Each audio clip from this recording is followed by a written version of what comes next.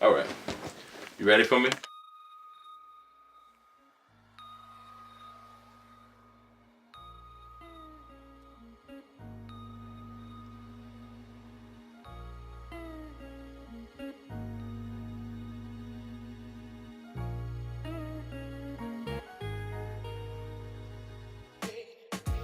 I've been involved in creating for a very long time.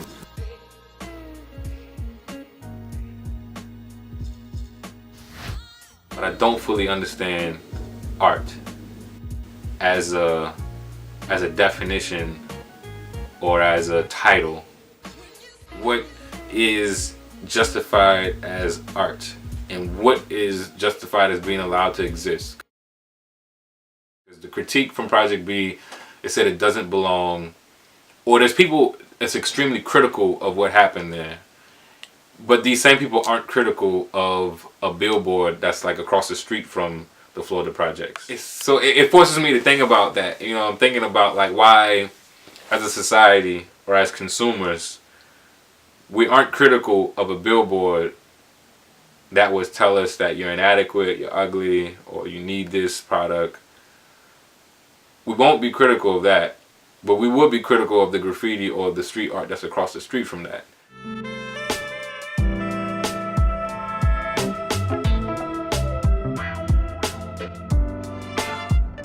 Well, for the past 3 years, those summers I would go to San Carlos Apache Reservation in Arizona, teaching the young Apaches how to, basically like a media camp, training them how to like record and preserve their own stories. Being out there, like I met this phenomenal man by the name of Douglas Miles. He's a visual artist, entrepreneur, just a wise man. One of the community staples out there, one of the elders that people respect. And being out there for those 3 years, I got to know him really well, and me and him click clack, and I was a fan of his art. And he's like a borderline street artist mixed with like he's got stuff shown in the Smithsonian, all kind of stuff. But anyway, so he hits me up saying, "Man, Jazz Fest, they wants me to come in town in New Orleans, and I'm bringing a friend of mine. They're going to do some live art in the Native American area of Jazz Fest." I'm like, "Cool, perfect." He comes in town. I'm like with him all the time, driving around, showing the city and everything. Like same like he did to me in San Carlos, showing me the ropes, and I'm showing him the ropes in New Orleans. And so I'm sort of hipping them to like, we should do something in a public space so people can appreciate your art. Like the community can appreciate your art, because that's the type of art he creates. It's like community oriented. This brother right here, that's one of his stickers. So we initially set it up to do a mural outside a friend of mine's building, and we had it set up. We got the paint, we bought the start, and we start one day, it starts raining, so we stop. We come back the next day, and the owner of the building says we are no longer allowed to do the mural because he's a part of some anti-graffiti board, and he feels like if we do this mural, it will encourage people to do graffiti on his wall. Mind you, his wall was already full with graffiti as it was. But we had all this paint, so we said, okay, let's just go do something someplace where we can just chill. So I called a friend of mine, and he brought us over to the Florida projects.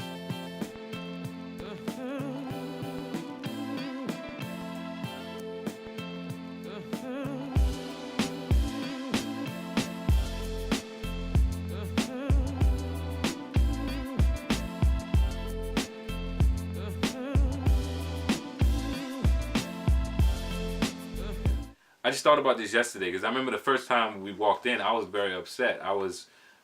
This wasn't the place I wanted to go. I wanted to go to a place that was more open, that we could all paint together.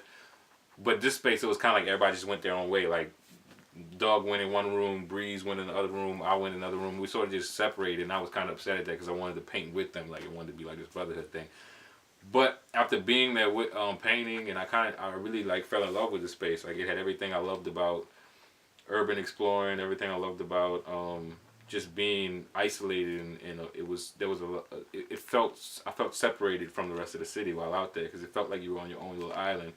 So long story short, we paint there, they leave, and we have all this spray paint left, and so they're like, well, we can't fly with this spray paint, we're just gonna keep it with you. So I was like, cool. So all this spray paint, this new location that I fell in love with, and it just became a natural attraction to just keep going out there and painting.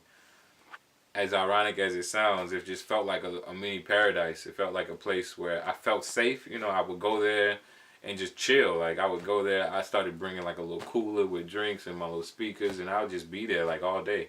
Like literally, like I would be there all day, like just painting. So it was like that mixture of response, you know.